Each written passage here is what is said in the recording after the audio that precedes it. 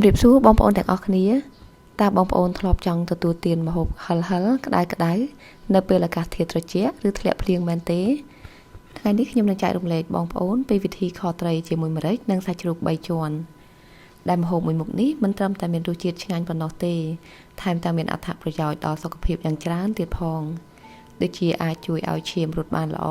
ធ្វើឲ្យរាងកាយមានកម្ដៅអាចជួយបញ្ចេញញើសនិងជាតិពុលចេញពីរាងកាយបានយ៉ាងល្អដែលជាម្ហូបជំនួយសុខភាពយ៉ាងពិសេសសម្រាប់ស្ត្រីទើបសម្រាលបុត្រនិងបងប្អូនដែលមានបំណងបន្ថែមកម្លាំងនិងថាមពលនៅពេលអាកាសធាតុត្រជាក់ជាដើមមកដល់ការរៀបចំគ្រឿងផ្សំវិញគឺងាយនិងមិនសាំញ៉ាំច្រើនដែលមុនដំបូងយើងយកម្រេចមកបុកឲ្យបាយក្របបន្តិចការដែលប្រើម្រេចក្របមកបុកថ្មីដែលខ្លួនឯងគឺទទួលបានក្លិនឈ្ងុយជាងម្រេចម៉ត់ដែលយើងបុករួចស្រាប់ក្រៅពីនេះសម្រាប់បុកម្ហូបនេះគេចូលចិត្តបុកម្រេចឲ្យនៅរាងក្របទើបមានរសជាតិឆ្ងាញ់និងទំនងគួរឲ្យចង់ទទួលទានចំនួនម្រេចដែលយើងប្រើនៅក្នុងពេលនេះគឺ4ស្លាបព្រាកាហ្វេហើយចំនួននេះអាចបន្ថែមឬបន្ថយទៅតាមការចូលចិត្តដល់ពេលយើងបុកបានម៉ត់ដូចនេះហើយអាចដួសទុកមួយអន្លើសិន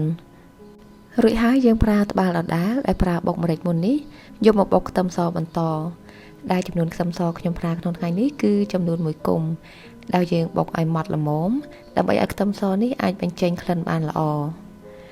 បុកបានម៉ត់ប៉ុណ្ណេះហើយយើងអាចទុកមួយអន្លើសិនសម្រាប់ខ្ញីមួយដុំនេះគឺមានទម្ងន់20ក្រាម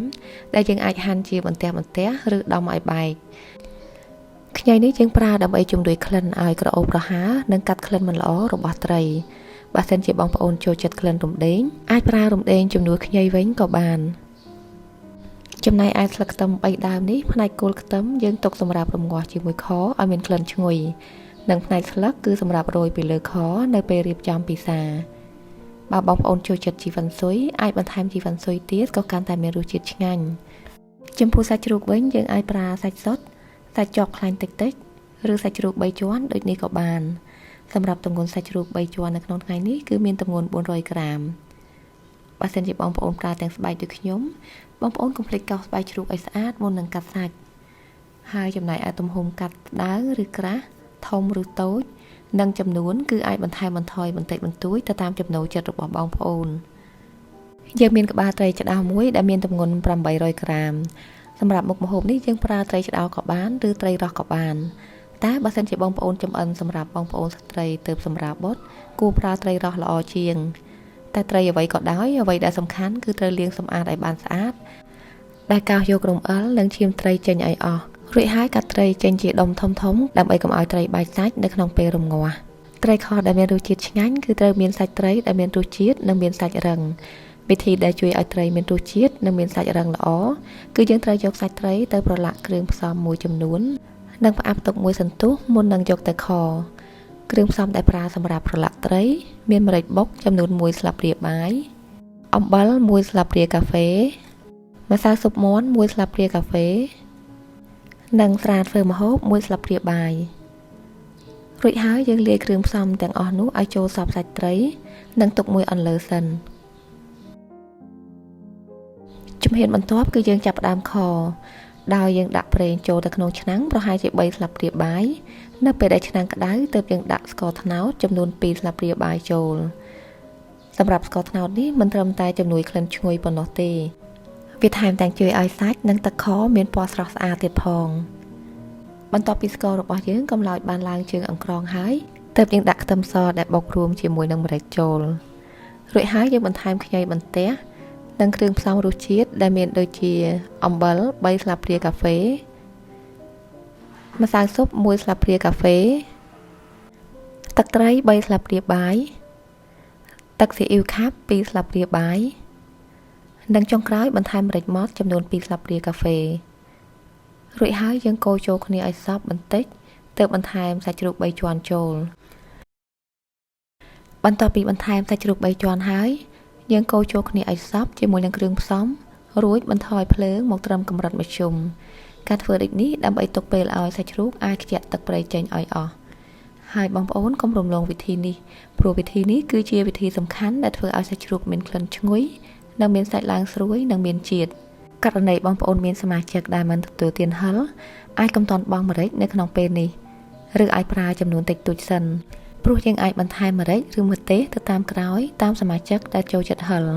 បន្ទាប់ពីទុកសាច់ជ្រូក3ជាន់ឲ្យខ្ជាក់ទឹកប្រៃប្រហែលជា10នាទីយើងឃើញថាទឹកប្រៃបានខ្ជាក់អស់ហើយ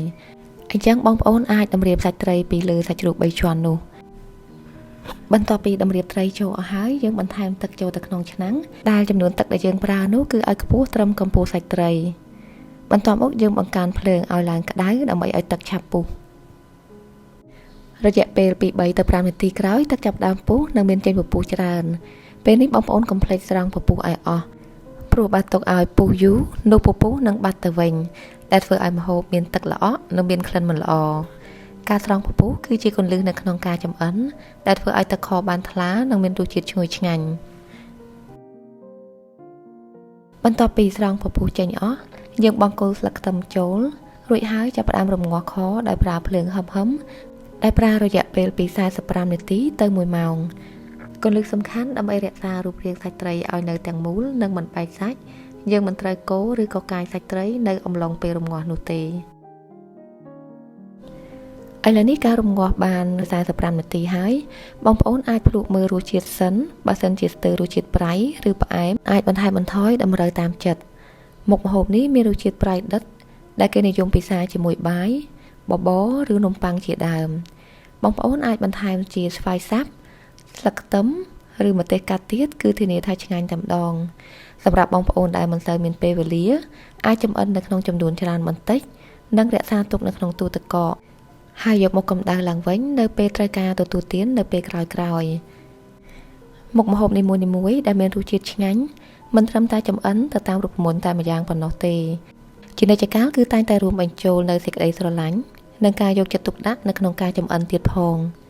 សម្រាប់បងប្អូនដែលបានចម្អិនតាមវិធីនេះរួចហើយមានគន្លឹះល្អៗបន្ថែមសូមកុំភ្លេចជួយចែករំលែកគន្លឹះនោះដើម្បីជួយឲ្យមុខម្ហូបនេះកាន់តែមានរសជាតិឆ្ងាញ់ជាចុងក្រោយសូមអរគុណដល់ពុកម៉ែបងប្អូនដែលបានចូលរួមចម្អិនជាមួយខ្ញុំនៅក្នុងថ្ងៃនេះហើយយើងនឹងជួបគ្នាម្ដងទៀតនៅមុខម្ហូបបន្ទាប់សូមអរគុណនិងសូមជម្រាបលា